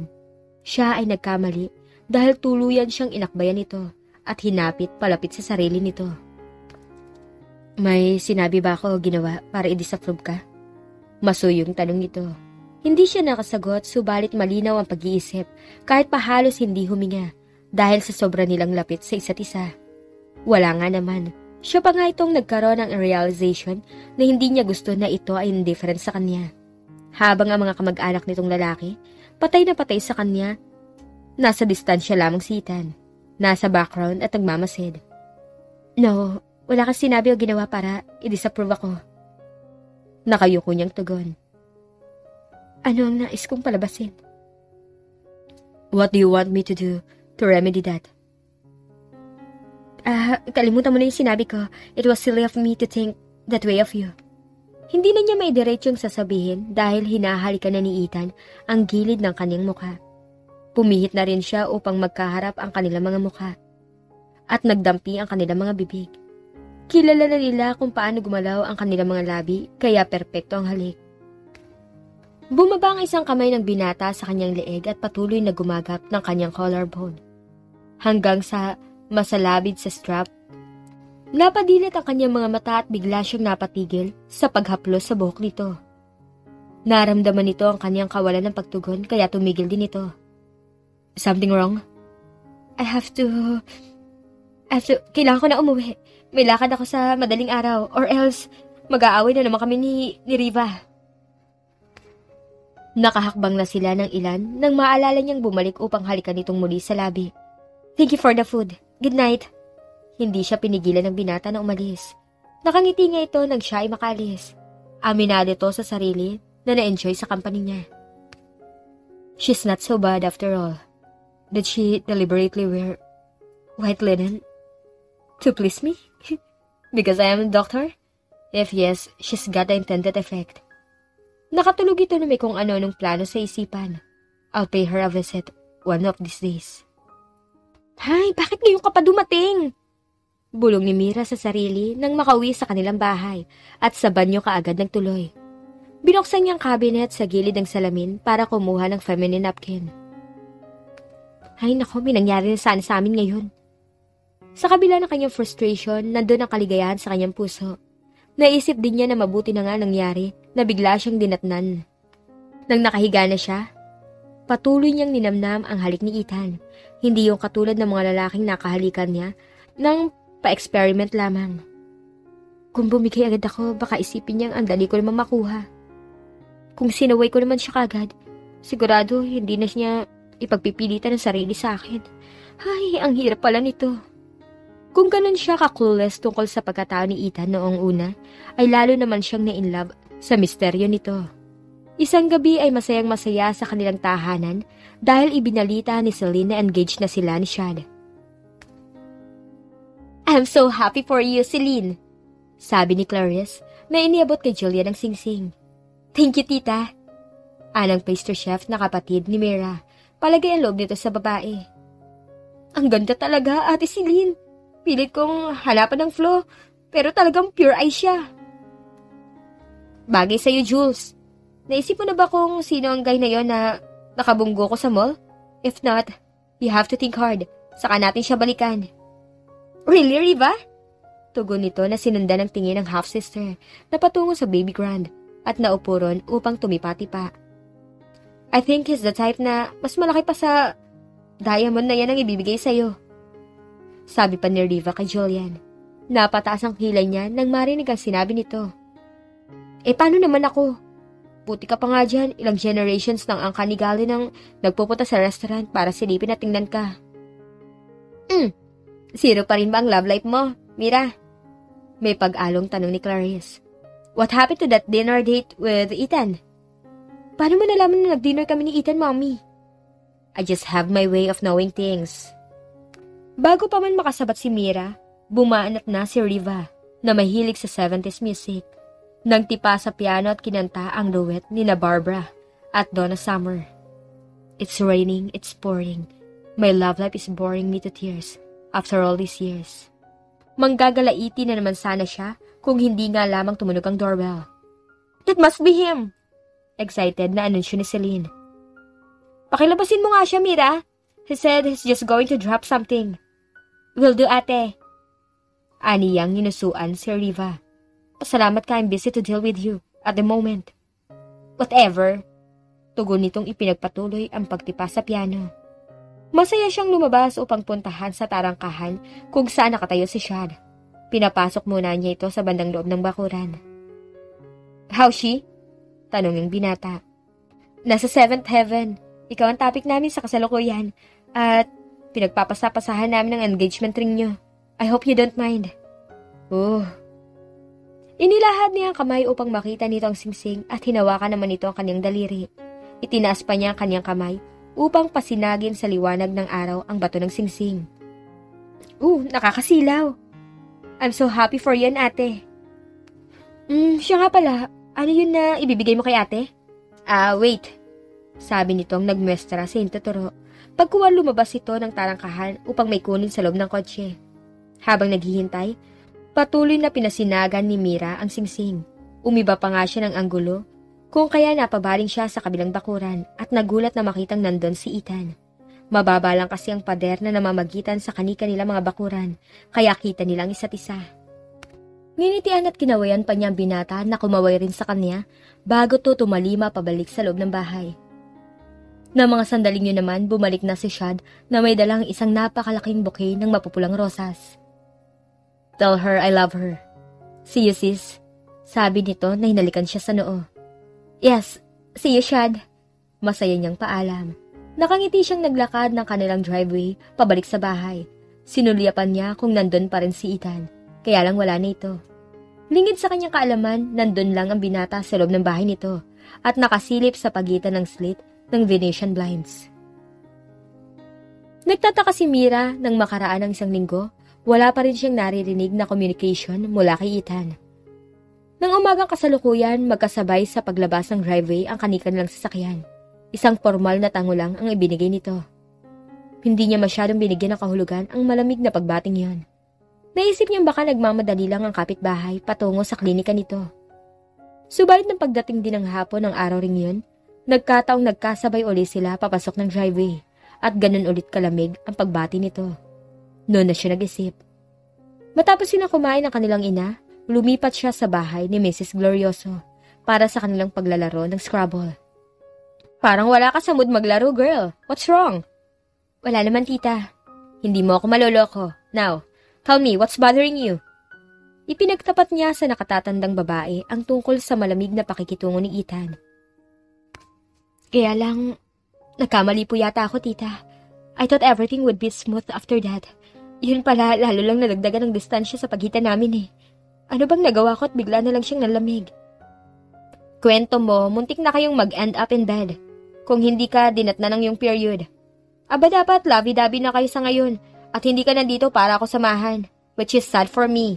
But I'd be happy if you're with him. Hindi mo dapat sinasayang ang oras mo sa isang middle age na katulad ko. Dahil tatanda ka rin na hindi mo namamalayan. Baka siya, nagselos nang magkita kayo ni Shad. Baka nga tita, pero anong gagawin ko? I think it's time for you, it's time you show your beloved Ethan what you're made of. Kung hanggang panonood na lamang ang gagawin niya sa'yo at hayaan kang i-snatch ng ibang lalaki under his very nose, dapat na talaga siyang tulungan. Hindi ba ako magmumukhang ship kung ako yung mauunang lumapit sa kanya? At kung hindi ka naman kikilos, ako ang pupunta sa kanya para sabihin ang tanga niya, para ikaw yung pakawalan pa. Alright, I try, tita. Thank you, ha. Pero hindi naman niya nagawa agad ang bagay na yon. Nag-ipon muna siya ng lakas ng loob. Ngunit sa tuwing isasagawa na ni Mira ang kanyang plano, bigla na lang magbabago ang kanyang isip. Mahirap talaga ang basta na lamang sugurin at tanungin si Ethan kung ano yung nagawa niya. At wala na siyang narinig mula rito, mula nang sila'y mag-dinner. Sumagi rin sa kanyang isipan na baka makalusot ito, gaya ng paglusot nito sa nauna niyang tanong kung bakit palagi itong may look of disapproval sa kanya. He will manage to whistle out. Tignan lamang niya ako lusot na siya, forgiven na siya. Subalit espesyal ang kasalukuyang umaga nang magkasabay silang lumabas sa tarangkahan ng kani-kanilang mga bakuran.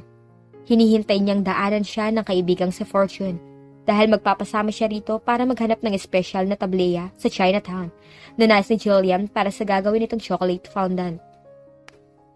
Nagkataon lamang nang lumabas sa tarangkahan si Ethan, may tangan itong hold-all bag at isang malaking maletang digulong. Nang makita nitong nandun siya, bumati naman ito. Hi. Hello. Going somewhere? Yeah, sa Amerika. You'll be away long? About a month. I was going to pay you a visit last week pero may bisita ka. Napakunot ang kanyang noo. Who could it be? He gave you flowers. Sa puntong yun, dumating na ang kotse ni Fortune. Hoy, bruha! Tawag nito mula sa kinauupuan. Huwag ka nang makipaglandian sa fafa mo. May appointment pa ako mamaya kaya bilisan mo na. Pinalipat-lipat niyang tingin sa kotse ng kaibigan at sa taxi na dumating upang ihatid ang binata sa paliparan. Kailangan na niyang mag-decide sa mga sandaling yon bago pa man ito makalis. You mean, Shad? Simula niya sa paliwanag na kailangan maiksi lamang dahil kapos siya sa panahon. My future brother... Brother? In-law. He's my future brother-in-law who came around to deliver flowers for Ate Celine. Mira, ano ba? Halos tilinan ni Fortune. Bon voyage. Paalam niyang binuksan na ang pinto ng kotse ng kaibigan at mabilis na sumakay. Dahil hindi pa tapos sa pagkakarga ng kanyang maleta ang taxi driver, sinundan ni Ethan ng tingin ang papalayong kotse. Future brother-in-law. Bulong nito sa sarili na napangiti. Dala ang kanyang iPhone na iniwan ni Mira, sina Jillian at Veer, sa hotel room at habang hinahanap ang music file, inisip niya kung saan siya pupunta. Ayoko magpakasagabal sa progression ng kanilang pag-iibigan. Nagtungo siya sa club ng hotel at umorder ng strawberry na may konting alcohol. Pumesto siya sa may balkonahe. On business ang ipinunta nila ni Jillian sa nabanggit na bansa at si Veer nagpresentang samahan sila. Masaya siya para sa mga kapatid. Ikakasal na si Celine. Si Riva sa kabila ng pagiging mahirap kasama, nakatagpo rin ng katapat, si Galen. At ngayon si Julian at si Veer, na kanyang nakikita sa mga mata na in love na sa isa't isa. Umiral na naman ang kanyang pagiging matchmaker. Naisip niya kung ano-ano ang kanyang nagawa para mapaglapit-lapit ang kanyang mga kapatid sa mga lalaking minamahal ng mga ito. Asa lang sana siya na mayroong gagawa ng ganun para sa kanya, kaya lang wala. Kailangan niya magsumikap na mag-isa para makahanap ng kanyang kapareha, ang kanyang soulmate. Kapitbahay na nga siya, hindi pa rin ako makaporma. Mapait niyang isipin. Hindi lang talaga sila ang ukol sa isa't isa. May isang bagay o isang tao na marahil ay hadlang. Wrong time lang siguro, kung kailan kasi papunta siyang Amerika eh. Nakakainis ang kantang pinapakinggan niya sa kanyang cellphone. Isn't it ironic? Dugtong niya sa sarili na napailing, saka napakagatlabi. Kinawayan ni Ethan si Dr. Lorraine na siyang naging bisita nila para sa dinner sa bahay ng ina sa Amerika. Isang buwan na siyang nagbabakasyon doon. See you at the airport, Ethan! Pahabol ng babaeng doktor. Hinintay niyang makalis ng driveway ang kotse ng babae bago siya pumasok sa loob ng bahay. Nasa sala ang kanyang ina, si Mrs. Imperial, na tinutulungan ng caregiver nitong lumapit ng upo mula sa wheelchair patungo sa paborito nitong sofa. I'm okay now, Lita, sabi nito sa caregiver na matapos takpa ng woolen plaid ang binti ng babaeng may sakit, nagtungo na sa quarters nito. You have to rest now, Mama. No, not yet. I want to hold your son before I die, Ethan. Hindi ka pa mamamatay, Mama. You will hold a lot of grandchildren after your raped old age. I already feel old right now, Iho. I don't even feel ripe either. I feel battered. Talagang ganun ang pakiramdam ng under chemotherapy, Mama. You still look good, Mama. Despite your thyroid cancer, you will win over it. I know so. You're so good to me. Kayo ni Liz. But she is so stubborn and will not give me my wish of having grandchildren. You cannot force Liz or me, Mama, just because of your condition. I know, it's unfair to pressure you, and it will also be unfair for the other party. Baka mangyari, hindi mo bigyan ng masyadong pag-iisip ang magiging desisyon na mag-asawa. Lihim na napangiti si Ethan. I've already thought, no deliberated on it. Aniya sa sarili, ang mukha ni Mira ang nakikita sa kanyang balintataw. Kung pwede nga lamang bang kayo na lang ni Lorraine eh. But she's too dedicated on her work. And not the marrying kind. Wala ka bang may pipresenta man lang pag-uwi ko sa Pilipinas? Kahit na sino, Ethan. I know. That girl from our old neighborhood. Ang pangalan na anak ni na Ramon at Clarice. Magkalapit lang ang edad niyong dalawa. She's already engaged, Mama. Ay, ganun ba? What about her sisters? Come on, Ethan. Ask one of them out. when you return home. I particularly like the youngest. Sabi ni Liz, walang lalaki sa angkan natin nang hindi nagkagusto sa petite daughter ni Clarice. Ask her out. If she's still available, ha? Napabuntong hininga na lamang siya sa sinabi nito. Alam mo, hindi mo pa lubos-lubusin ang pagkakataon eh. Sabi ni Mira na halos kurutin na si Jillian dahil ayaw nitong sumabay na maglakad kay Veer. Hindi naman kami mag-on, Mira. Bulong nito. Nasa airport lounge sila at naghihintay sa boarding ng eroplano pabalik ng Maynila. Si Mira naman, natagpo ang napaka-amayable nitong si Veer at talagang botong-boto siya sa binata para sa kanyang kapatid. Kaya lang kahit na ano ang gawin niyang tulak para magtabi o magsabay ang mga ito ay wa-epek. Ay nako, kung ayaw mo, ako na muna magkikling sa kanya. At ang maranasan ko naman ang feeling ng strong arms. Umabrisyete siya kay Veer na natawa sa kanyang gesture at game naman ito sa kanyang kalokohan. See? He's so charming. Ang sarap kagatin. Patutyada pa niya kay Jillian. Masaya ang biyahe pabalik na Maynila. At maging hanggang sa makarating sila sa Naiya, ay napanatili nila ang bolahan na si Mira ang kunwari ay girlfriend ni Veer.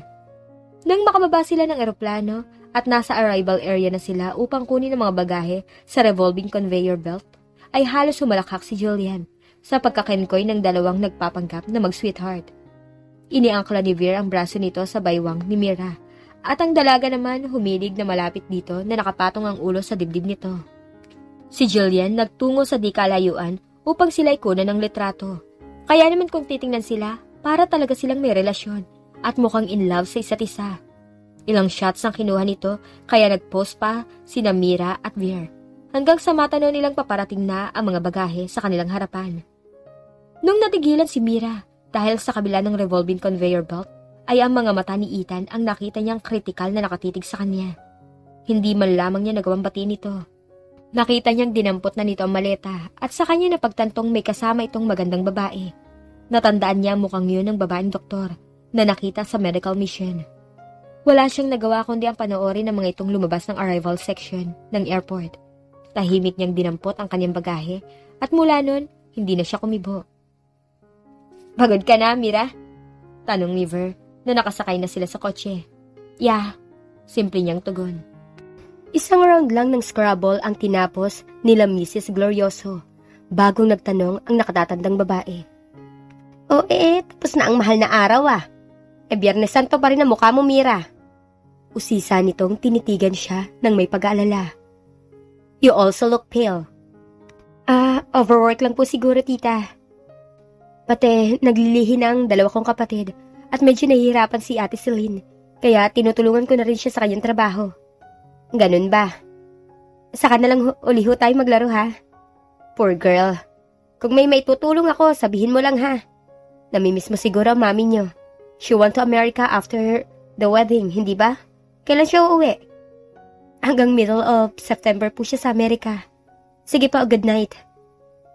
Narinig niyang nasa kusina mga kapatid at nangangamoy ang masarap na cake mula roon.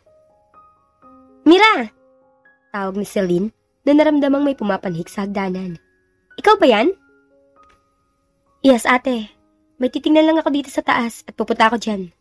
Dumiretso siya sa banyo at binuksan ang cabinet upang kumuha ng feminine napkin. 3 pakete nang naubos ko. Malungkot niyang sabi sa sarili. Ginatnan niya mga ito na ang pinag-uusapan ay ang pagbubuntis. Dapat itaon na rin natin kung anong period ng taon itataon ng panganganak, sabi ni Celine. For example, mas in demand ang pastries natin at iba pang baked goods kapag holiday season, kagaya nitong nakarang Pasko. Then mid-year, ang mga weddings naman na hindi pwedeng si Riva ang naka-maternity leave. Nakikita niya ang kaligayahan sa mga mukha nito. They are all looking radiant. Isip ni Mira, hindi niya alam kung bakit, pero ayaw niyang sabihin sa mga ito ang kanyang dalahin. Sa unang pagkakataon, nais niyang tumindig sa sarili niya mga paa. Nakabuti rin na wala ang kanilang ina dahil tiyak na paiirali na naman niya ang kanyang pagiging bunso. Si Jillian ay nakatakda na ring ikasal. Simple lang ang napagkasunduan ng mga ito.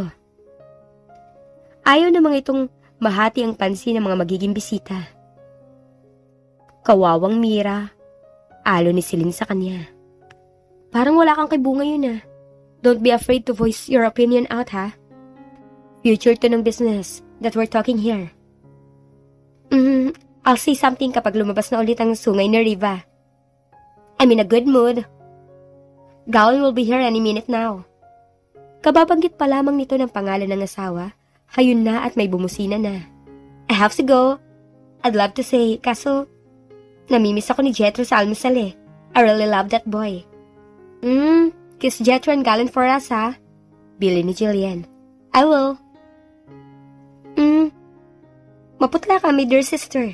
Eat well, hindi ko mawawala si Mami kung ano-ano lang kinakain mo. Huwag ka rin masyadong magpuyat sa pakikipaglarot ng Scrabble. Tumango lamang siya. I'll walk you out. Also would like to get some fresh air. Kung may fresh air pa dito sa Makati, natatawang sabi ni Celine. Nagtungo si Mira sa pader na naghihiwalay sa bakuran nila at ng mga imperial. Hanggang dibdib lang niya ang taas nun na may kalahating dipang rehas na tulis sa ibabaw. Napatitig siya sa mga rehas na matulis na para bang nagsasabi ang mga yon na kung tatangkain niyang tumawid sa kabilang bakuran, matutusok siya.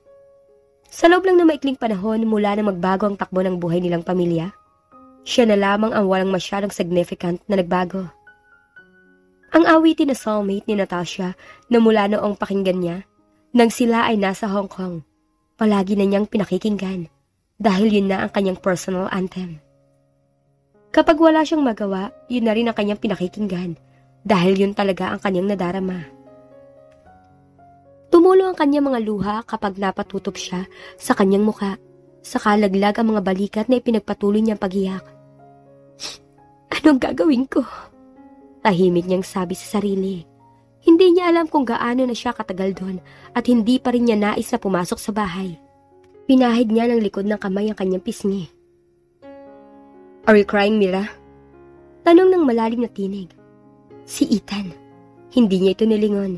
May kambal na hikbi ang tumakas mula sa kanyang lalamunan. Kaya hindi na niya kayang ipagkaila na talaga siyang umiiyak. I'm scared, Ethan. Sumikdo muli ang kanyang dibdib. Muli niyang kinutop ang kanyang mukha. Walang magawa ang binata kundi ang panoorin siya at pakinggan ang kanyang mga hikbi, kaya minabuti nitong akyatin ang pader.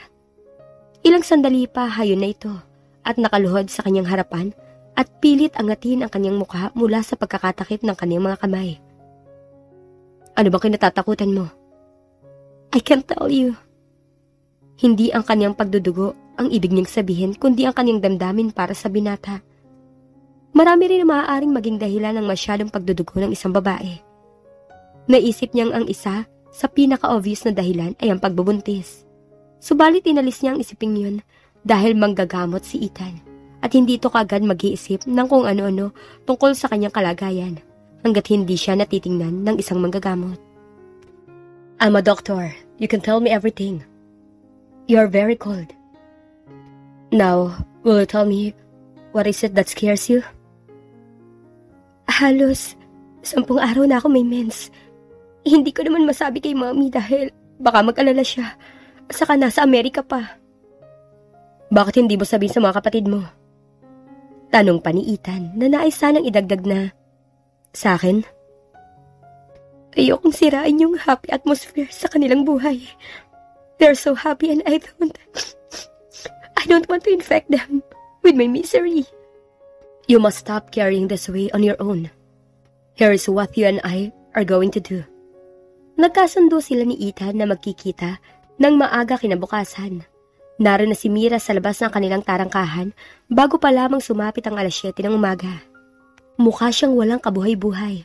Ang suot niyang itim na damit, lalong na-pronounce ang kaputlaan ng kanyang mukha. Inalalayan siya ng binata na sumakay ng SUV nito. Are you alright? Nag-aalala nitong tanong. Tumango lamang siya. Tahimik silang nagbiyahe patungo sa Mandaluyong. Nandun kasi ang klinika ni Ethan. Yun ay isang gusali na malapit lang din sa dating kinatatayuan ng Medical City.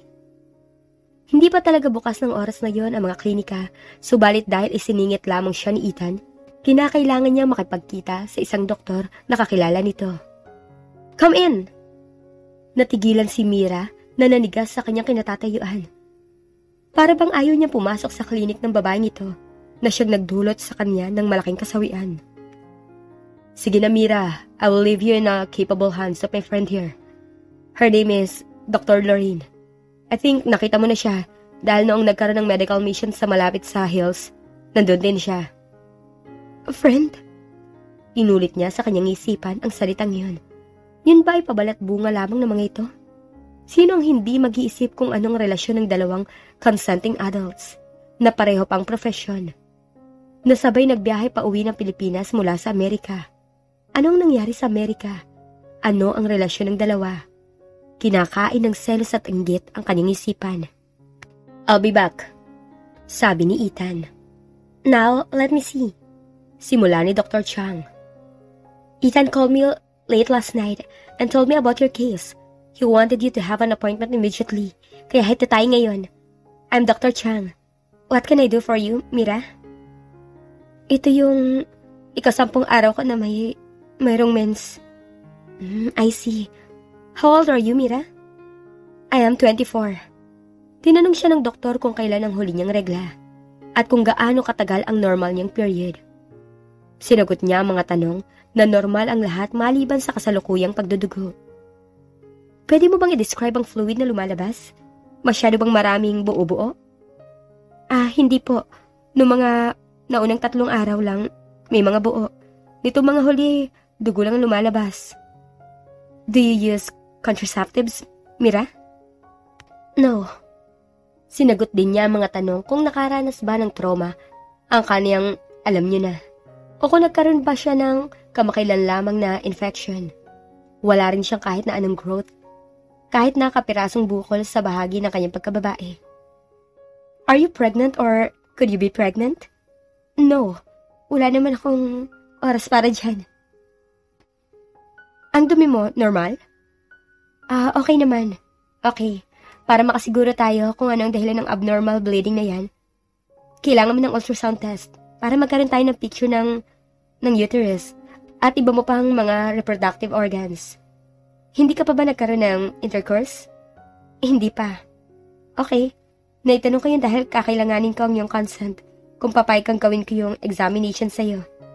Ano po yun? Very well. Magpa-ultrasound ka na lang siguro muna. Desisyon nito nang makitang takot sa kanyang mata. Yung ultrasound dyan lang sa kabilang pasilyo nitong floor na to. Ethan will take you there. From there, we will see the result. But I'm telling you na, sa kabila ng accuracy ng modern ultrasound techniques, meron ding mga features ng reproductive organs nating mga babae na hindi madedetect. And because you never had any contact, I suggest that transrectal ultrasound will be performed on you. Pinakinggan mabuti ni Mira ang paliwanag nito tungkol sa mahalagang examination na yan. Magpapa-ultrasound na muna ako, Doc. Ayoko pong magpa-exam ng ganun eh. Well, it is your right?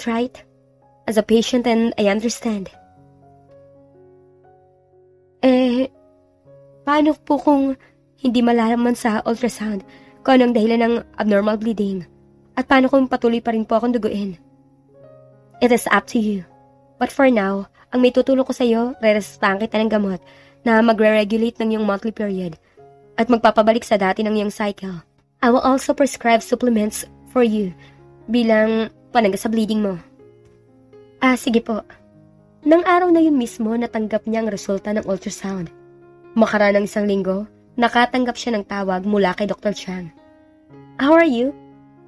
Hindi natural na tumawag ako sa isang pasyente kung wala namang masyadong problema. The bleeding is gone, Doktora. But how do you feel? Ethan is really worried about you and is bugging me to find out. Wala siyang magawa dahil hindi kanya pasyente. I can only say if you're in good health to him. Other than that, wala na akong masasabi. Do I need to have that hand examination, Doc? Your ultrasound test showed no irregularity, but the ultrasound doesn't indicate how the inside of your reproductive organs feel to the touch. Gaya na lamang ng mga bahagi na mayroong sensitivity or pain kapag nahawakan. Hindi rin kaya i-detect ng ultrasound ang degree of firmness, thickness, at softness. Tanging yung traditional lang kasi ang pwede eh. Gusto ko po kasi makasiguro, Doc. Pag-iisipan ko po. Okay, kantakin mo lang ako kapag ready ka na ha. Mahirap para sa kanya ang magdesisyon kung ang usaping tungkol sa kanyang kalusugan ang kinakaharap. Kapag noon lang niya sinabi sa kanyang mga kapatid, ay baka mapagalitan siya. Ang nais niya, hindi na lamang malaman ng mga ito. Sasabihin na lamang niya kapag okay na siya. Nandoon ang mga tanong na umuukil-kil sa kanyang isipan. Mahirap ang ganitong available ang lahat ng mga information sa internet. The more I know about the problem, the more scared I get. Kung meron lang sana ako makakausap eh. Napangiti siya nang maalala ang sinabi ni Riva. Nang matalamsikan lang siya ng mantika, ay magpapa-ospital na siya. Kahit paano nagmamalaki ang kanyang sarili, dahil kaya niya palang sarilinin ang problema. Madilim ang kanyang silid tulugan subalit siya ay nakadilat at nakatingin sa kadiliman. Dapat ay maaga pa nakatulog si Ethan dahil 10:00 pa lamang, nahiga na siya. At nagsimulang basahin ang isang nobela na matagal nang pilit tapusing basahin.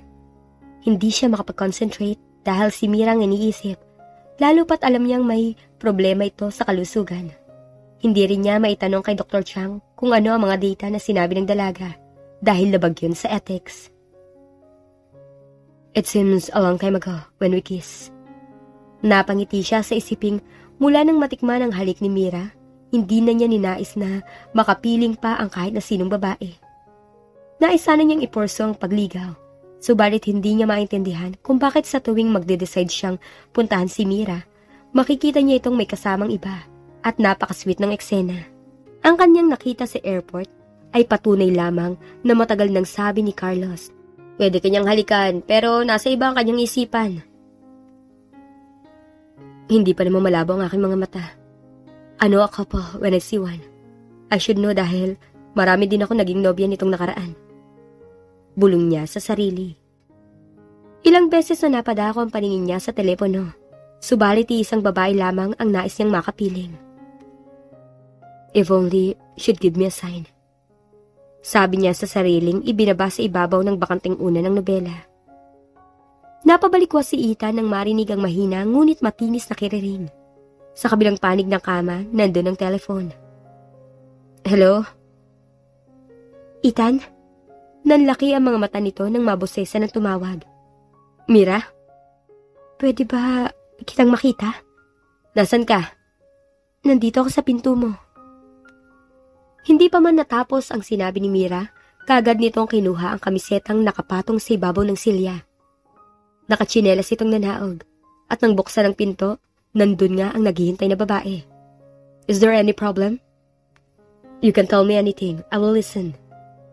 Buntong hininga ang naging sagot nito. Tila nais niyang magbago ng isip. Is it possible if you... If what? Tugon nitong malapit na sa kanyang tainga mga labi. Is it alright if you make love to me? Hayun na, kahit sa pagatol ay nasabi na niya ang nais sabihin. Napangiti si Ethan na muling sinapo ang kanyang mukha. Bakit mo na itanong yun? Hindi ba kahit hindi na ako dinudugo, pwedeng meron akong sakit kung ganong dinugo ako ng matagal? Gusto ko magpa-examination para masigurong wala akong sakit. Pero natatakot ako eh. Ayoko may pumasok sa... Alam mo, but if you make love to me, I wouldn't be afraid of the doctor's hand. Lalong lumawak ang ngiti ni Ethan na hinigpitan ng pagkakayakap sa kanya. You silly girl. So will you make love to me? Inaninag nito ang kanyang mga mata. Sa pusikit na ilaw mula sa poste sa kalsada na naglalago sa salamin ng bintana, ay nakita nito ang nakikiusap niya mga mata. Nagtatalo ang kalooban ng lalaki. May ibang dahilan kung nanaisin nito ang makipagnig sa kanya. But, what would she feel if I rejected her now? If not me, who would she turn to in order to allay her fears? Tutal naman ay mahal nito si Mira. Madali itong nakapagdesisyon. Magkahawak sila ng kamay na pumanhik ng hagdanan. Bukas na bukas sa mga mata ni Mira. Yun lang palang paraan upang maranasan ng matagal ng palaisipan sa kanya. Pagpasok sa silid ng binata, tumindig silang magkaharap, isang hakbang mula sa gilid ng kama. Anong gagawin ko? Shh. Just follow my lead. Hinagkan siya nito sa labi. Kasabay ng halik na yon, sinimulan nitong tanggalin ang kanyang blusa. Mas maalab na halik sa pagkakataong yon. Nagtungo sa kanyang likod ang mga kamay ni Ethan upang alisin ang botones. Come here. Anitong hinatak siya ng marahan palapit. Sit on me. Ginawa nga niya ang sinabi nito. Masakit ang kanyang nararamdaman subalit hindi siya makareklamo. It's Ethan. I'm doing it with him. Sabi ng kanyang isipan. How does that feel? Tanong nitong puno ng damdamin. Better. Move slowly. Bulong nito na nakakunot ang noo dahil sa konsentrasyon. Pinilit ang sariling makarating sa rurok ng kaligayahan. It's her first time. Sabi nito sa sarili. Nag-flex ang mga muscles nito sa braso na halos buhat ni siya. Matapos ang kanilang pagsasanib, binulungan siya ni Ethan na matulog na siya namang ginawa niya. Inihilig niya ang sarili sa gilid ng katawan nito habang hinahalikan nito ang kanyang buhok. Hindi alam ni Mira kung gaano na siya katagal na idlip nang maramdamang may humahalik sa kanya. We will do it again, honey. This time, it will be much better. Sa pagkakataong ito, tinatandaan na nila ang bawat detalye. Hanggang sa marating nila ang rurok ng kaligayahan. I love you. It is not because we made love, but because I have loved you long before now. Umatak ang kanyang mga luha sa narinig. Akala niya ang karanasan ng nakaraang gabi lamang ang kanyang mapapala. Hindi niya inasahang marinig ang mga katagang yun. Hinapit nito ang kanyang katawan ng mahigpit at hinalikan ang ibabaw ng kanyang ulo. No, let's sleep then. We will talk tomorrow. How did it go, honey? Tanong ni Ethan. I miss you already. Sabi nitong hinalikan siya pansumandali sa labi. And you. Bulong niyang napabaling sa clinic assistant nito at medyo nahiya na sila na magtukaan na may audience. Don't mind her. Si Doc talaga. Bilisan niyo na po ang yung pag-necking dahil darating na in 5 minutes ang susunod yung pasyente. Nagtawanan silang dalawa. Normal daw. Sinabi ni Doc Lorraine, too much stress kaya ako dinugo eh. Stress? Alam mo na, tinanong niya ako kung ano mga nangyari sa akin nitong nakaraan. I answered things like, wala si Mami at wala akong kakampi sa bahay. And Riva can be very toxic sa work. Then, nang lumipat ang tirahan si Ate Celine, lalo ako nawala ng kakampi. Then, inggit ako dahil zero ang love life ko. Samantalang mga kapatid ko, blooming ang mundo. I was so lonely and tired kapag ako nag-iisa sa biyahe, lalo na kapag malayo ang pupuntahan ko. Then, paalis pa si Tita Celia. Si Mrs. Glorioso papuntang Amerika para doon na tumira. Ang kaisa-isa kong diversion na Scrabble, mawawala din. Then, I also made your life miserable dahil umiwas ako sa'yo. Forgive me, Mira. Mr. Chang congratulated me. Ani ang halos kuminang ang mukha sa kaligayahan. Pangatlo siya sa sinabihan kong tayong dalawa na. Immediately called Mama to tell the news after you left my house. She was so ecstatic that I phoned Lizette, who was so excited to see you again. Oh, what's the matter? Kasi wala pa ako nasasabihang it's official between the two of us. Nagkatitigan sila ng matagal at nabalik lang sa kasalukuyan nang tumikim ng malakas si Carmen. Mawalang galang na po. Time is up. Maglilibot muna ako sa mall. Sa may deli shop dahil may pinapabili rin sina Julian at Riva. I'll see you tonight sa restaurant niyo. Yes, see you. Nagtaka si Mira kung bakit ang mesang yon sa kalagitnaan ng restaurant ay hindi okupado. Kahit kailan hindi yun nabakante. Yun ang mesang kita ng lahat. Napansin din niyang special ang pagkakaayos ng mesang ito dahil sa malaking flower arrangement na nasa gitna at ang kandilang ginamitan pa ng mga silver candelabra nila. Table for two, Mukhang may VIP customers. Isip niya na nagpatuloy lang sa paggawa ng ilan sa mga trabahador ni Celine sa likod ng counter. Kung hindi nga lamang ba may trabaho siya, nagsuot sana siya ng mas magandang bestida. Subalit ang pink na palda at puting blusang may malilit na bulaklak ay ayon sa kanyang sitwasyon. Hindi naman kami magdadate ni Ethan. Magkikita lang kami dito sa restaurant. Lumipas ang mga oras. Dahil sa suspense na makitang minamahal, naisip niya maging abala sa trabaho. Kahit ang pagsisilbi sa mga diners na hindi na niya gawain ay ginawa rin niya upang maalis kahit konti ang pakiramdam ng mga paru-paro sa kanyang puson. Nang dumating ang halos kalagitnaan ng dinner service, puno ang restaurant. Tumigil sa kanilang trabaho sina Riva at Julian at nagtungo sa counter sa tabi ni Celine. Pinagmasdan ng mga ito ang punsong kapatid na noon ay masayang iniestima ang isang grupo ng mga parokyano. Napatingin ang mga ito sa restaurant entrance na noon ay pumasok ang pamilyar na mukha ni Ethan.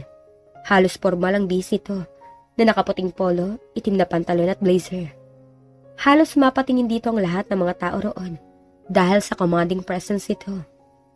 Si Mira lamang sa mga sandaling yun ang walang malay na dumating ng lalaki. Sinangyasan ni Celine ang isang waiter upang salubungin ang binata at i-declare ito sa special na mesang yon sa kalagitnaan. Tinanguan ni Ethan ang tatlong babae sa counter bilang pagbati at ngumiti naman ang mga ito.